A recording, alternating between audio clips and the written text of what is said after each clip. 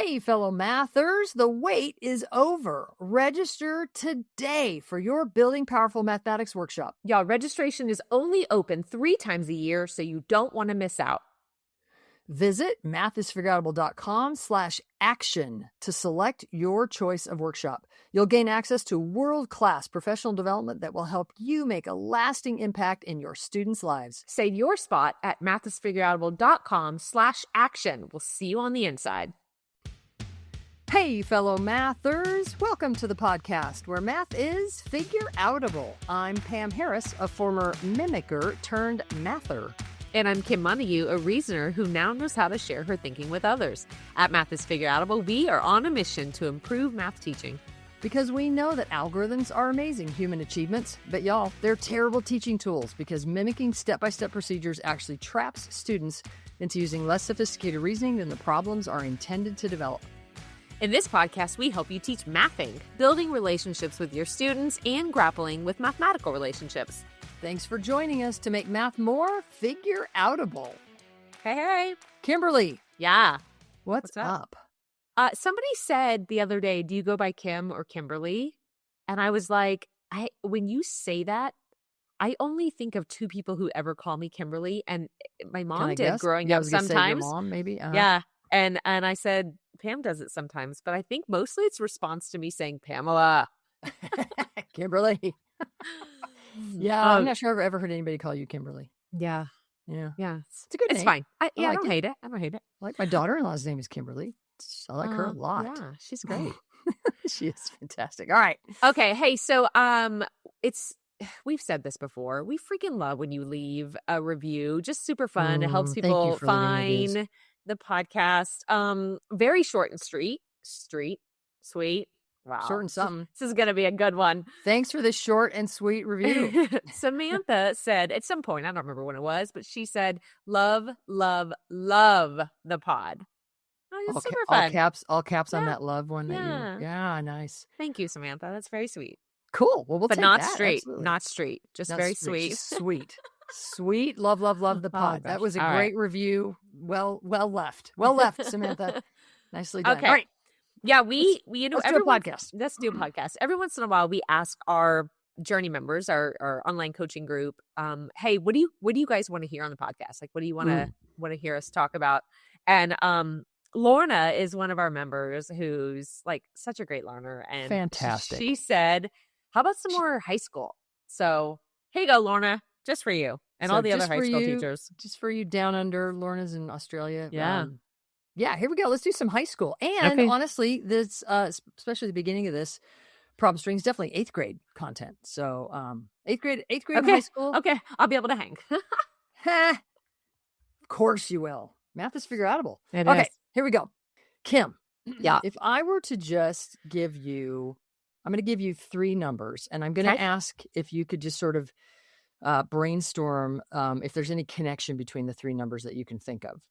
And if I was doing this visually, I would actually write down, I'm just going to kind of throw a letter in front of them to kind of help us keep track of where we are. So I'm just going to put the letter L. Okay. And then next to that, I'm going to put 2, 8 equals 3. So L 2, 8 equals 3. Yes. So is there any relationship you can think of between 2, 8, and 3 that is there any connection? Thinking. Kind of weird. Thinking. Yeah, I'm thinking that 2 times 2 times 2 is 8. So that's 3 2s multiplied. Okay, cool. And a way that I could write what you just said would be 2 raised to the 3rd power equals 8. So I could write, in fact, what I wrote in my paper was 2 times 2 times 2. Paper, it's really my iPad, equals. Oh, are you really on your iPad when you do this? Oh, every time. Mm-hmm. What? Well, I say every time. It's kind of the last year or so. Yeah. I had no idea. Oh, that's funny. Yeah. I pictured paper. No. Actually, I pictured a little index card for you. Okay. No. I should take stock in those index card companies. Yeah, no kidding. Though the other day I found a stack of index cards that are what's the small size? 3x5, right? 3x5 is small? Yeah. So I write on 4x6 now. But I had forgotten that there were several years where I did 3x5 because my eyes could handle it. But eyes. Okay, side note. I know you're about to give me some problems, but can we side note and just tell everybody that when you would travel, you have this bag, and at one point we were together and you were like, oh, I probably have a problem stringing there. And you reached into your bag and you pull out this like stack of Mammoth stack of 30 index cards on front. Try 60. Yeah, try 60. I mean, yeah, I was trying to be not exaggerating. Hey, I'm prepared, Kim. That's called prepared. I mean, prepared. Index cards of just like problem strings, and you would like flip through it and be like, that one's good. And they also used to be 3x5. My point is now they're all 4x6. And the other day, my husband asked me for 5x8, and I was like, "Hey, I'm not that old yet." Okay. Anyway, two raised to the third power is 8. Yep. There you go. Here's another set of numbers. How about 5? So I'm going to just put that L in front of it again, just random.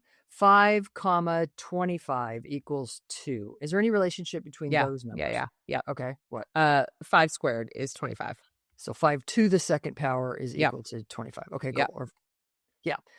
The next one, again, L, 3, 81 equals 4. Are those related in the same way? In the same way, meaning how the other two? Like the other ones were 2 to the third power equals 8. 5 to the second power, I can read, is 25, and then 3 to the is And can I tell you how I? Yeah, what were you thinking? You paused. Yeah, I did, and I was like, what do I know about 81? That's 9 times 9. So that's 3 squared and 3 squared. So that would be 3 to the 4th. Oh, nice. And I might even, as a teacher, write down exactly what you just said. 9 times 9 equals 3 squared times 3 squared equals 3 times 3 times 3 times 3. Yeah. Hey, sure enough, there's 4 3s. Yeah. And so that's like that 81. So 3 to the 4th equals 81. Okay, cool. Another one. This time, so we've kind of got this sort of set pattern. If I would look at those 3 problems, we kind of have a number, and then the power equals the exponent. Does that make sense? So like we had 2, 8, 3, and then 5, 25, 2, and then 3, 81, 4. It's all, somebody might say that's a little out of order, but the numbers are all related in a way. Okay, cool. So this time I'm going to leave one out, and I'm going to ask you to fill in the one that's left out. So I'm going to write the L down again, and then I'm just going to say 2, 16. So what's the equals on that one if it's following the same pattern? And how are you thinking about it? Yeah. So again, I thought about 16 as 4 times 4. Okay.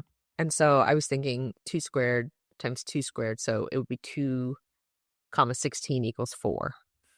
2, 6, because 2 to the 4th equals 16. Yeah. Cool. So it's almost like saying 2 raised to some power is 16. What is that power? 4. Yeah. Maybe I should say 2 raised to some exponent. Sue is always on me about getting these terms right, and she should be. 2 raised to the exponent of 4 is equal to 16. Okay, cool. Or sorry, let me say that in the order of the numbers. 2 raised to some power, 2 raised to some exponent is 16. And that exponent that's the equals 4. Yeah. But there, I said it in the right order. Okay. Next problem. I'm going to leave one of them out again. Just one of them, random. And then you can kind of see if you can help. So this time I'm going to L 9, 81 equals blank. 9, 81 equals 2. 2, because 9 squared is 81. Cool. So 9 to some exponent is 81. Oh, that exponent is 2. And we could actually look above where you had said 9 times 9 above. Yeah. To kind of connect that one. Okay, cool. Next one, again, I'm going to leave one out. L 5, 125 equals blank. 3. Because 5 times 5 is 25. Times 5 is 125. Cool. So nice. Next one, L, and I'm going to do 11, 11 equals blank. Is that a typo? No. I think that's what I want. Yeah, 11, 11. 1. You know when I say, is that a typo? I'm kidding, right? That's a teacher move. Most of the time. Yeah. Most of the time it's a teacher move. Yeah. You said it was 1? Yeah. That's a little different than all the other ones. Can you say more about that? You pretty sure? Yeah, 11 to the first power is 11. Like it's 11 times nothing else.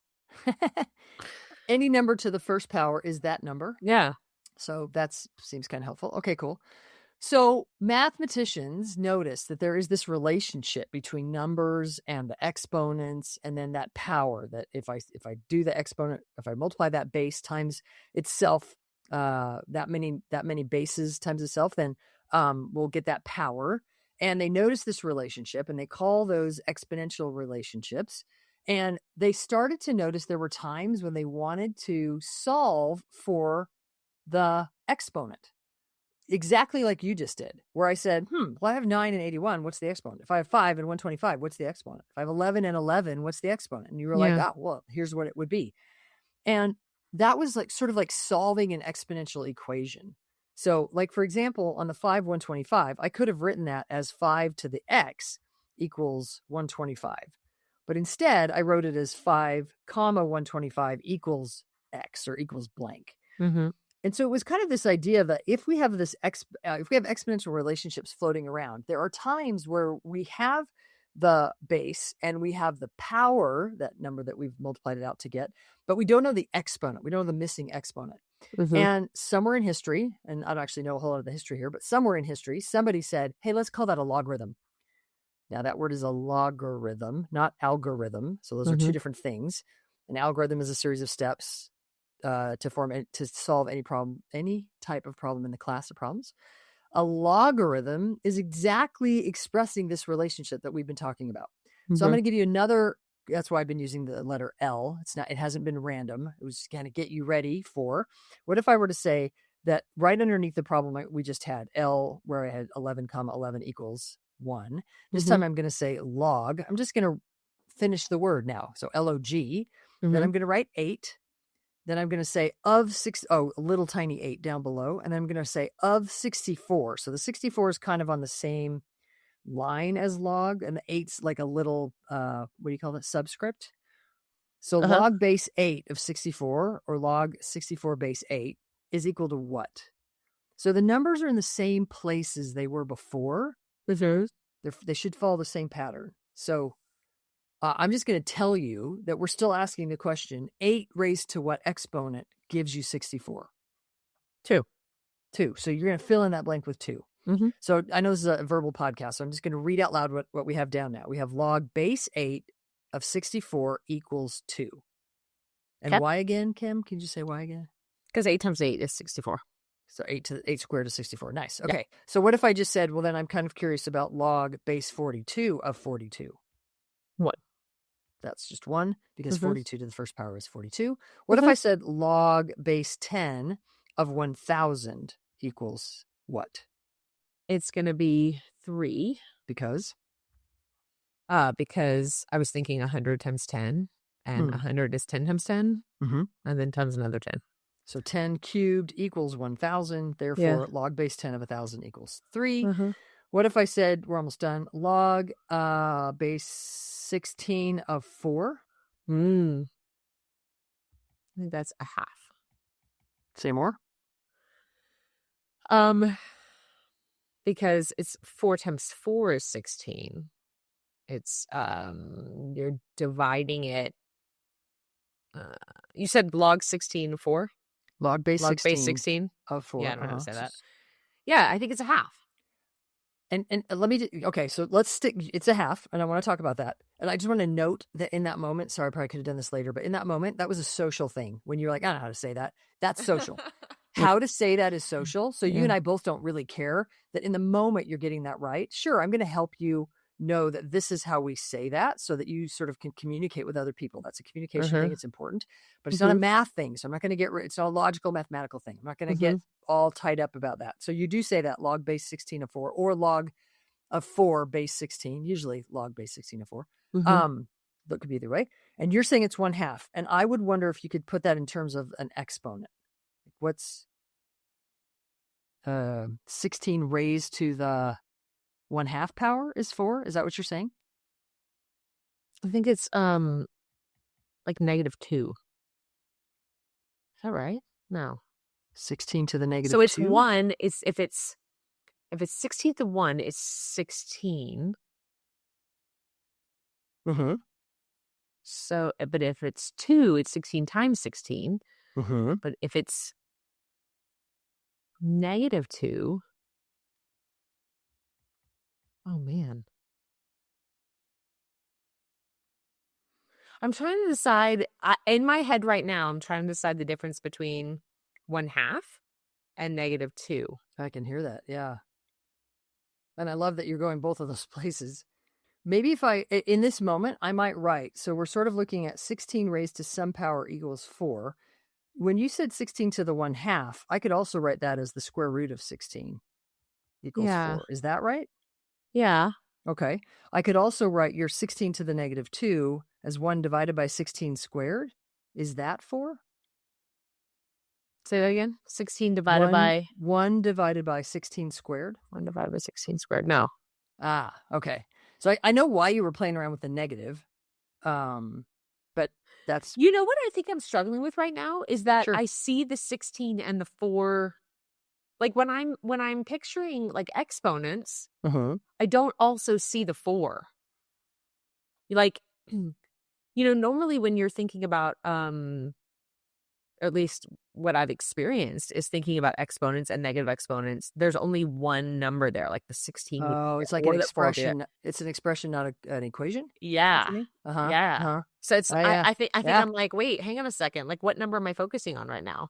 Yeah, Because nice. I want to say 4 squared because then I want it to be the 16. But I'm like, wait, you're not asking. That's not the question you're asking. Nice. That's really well said. Yeah. And it is super weird to have fractional exponents. Those are weird. So we would then do more work on fractional exponents, but nicely done. I like where you went. That's cool. So then I might ask kids to kind of step back and look at everything that we've got on the board so far and say, so it sounds like you're saying that if I've got a log base A, and I would just write down log and then a little a, log, little subscript A, of C equals B. If those are sort of, I'm just going to put the A, B, and C in there. Yeah. Then what do we know is happening? How could I write that as an exponential equation? A to the B is C. A to the B equals C. Yeah. And ta-dum-dum, we've got kids introduced to a logarithm, how it's connected to exponents and exponential relationships. And they know that what we're looking for is the exponent. Yeah. And that's what you were looking for the whole time. Yeah, I like a lot. I like how you starting with numbers and relationships that they probably can see some sort of, especially the 2,83. At first they might be like, what are you talking about? Sure. But then throughout the next several, I was like, okay, I know what you're asking. And I think that's important. Like I have to know what you're asking. And I think that's a tricky thing where, sometimes kids can mess with relationships, but they have to understand what the question is asking. Like I'm picturing in my mind right now, we're filming not too long ago where doing a problem string where the kids were asked a question in a way that they probably have never been asked a fraction question before. And there's a little bit of like, wait, what? And it probably doesn't speak to their understanding or their knowledge. And it's more about like, never heard. No, I've ever seen that question before. Yeah. Conceived of it yet. Yeah. So I'm Nice. wondering if, I don't know how much time we have, but I'm wondering like when you get to a problem like log base 16 of 4, is that how you say it? Log base 16 log base 16 of 4, where you go, hang on a second, kid, like you've messed with negative exponents before. Like what's the problem? Like like I'm wondering if this with logarithms, if this ever collides with teachers ever wonder why kids struggle with that particular thing if they've also understood exponents, like fractional exponents or negative exponents. Is that a thing? Is that a thing where the new type of question makes kids go, hang on a second, what, like I'm questioning what I thought I knew? Absolutely. Yes. And that doesn't mean that we didn't do the first part well. Yeah. It does mean let's juxtapose these. Let's put them up next to each other and compare and contrast and which one means which. Absolutely. Yeah. I love that you asked me, is that also the square root of 16? Is that 1 divided by 16 squared? Instead of being like, no, it's this one, Kim. I mean, right, that's important, Sure, because I was able to connect stuff. So anyway, I like. Super cool. It's interesting to me that I remember learning logarithms for the first and probably second, third, fourth, fifth time. Yeah. Where my teacher said a logarithm is an exponent. And I said, what? And never, I didn't have, then we just dove into the rules and performed a bunch of rules. And I did the rules with the best of them. Sure. But it wasn't honestly until my kids were growing up and they were messing around with exponential relationships. And I was like, oh my gosh, it is an exponent. Yeah. Like I was so ingrained in the anyway, I think this is a nice way of saying we've got these two numbers. How are they related? They are related with this exponent. 2 and 8, how are they related? They are related with that third exponent. 3 and 81, how are they related? Because I can have that 3 to the 4th is 81.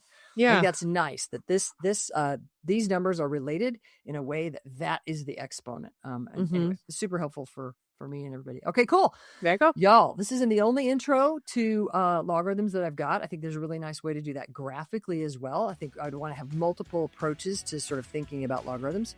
But here's one way that you could help students understand exponential and logarithmic relationships. Bam. All right, y'all, thanks for tuning in and teaching more and more real math. To find out more about the Math is Figureoutable movement, visit mathisfigureoutable.com. Let's keep spreading the word that math is figureoutable.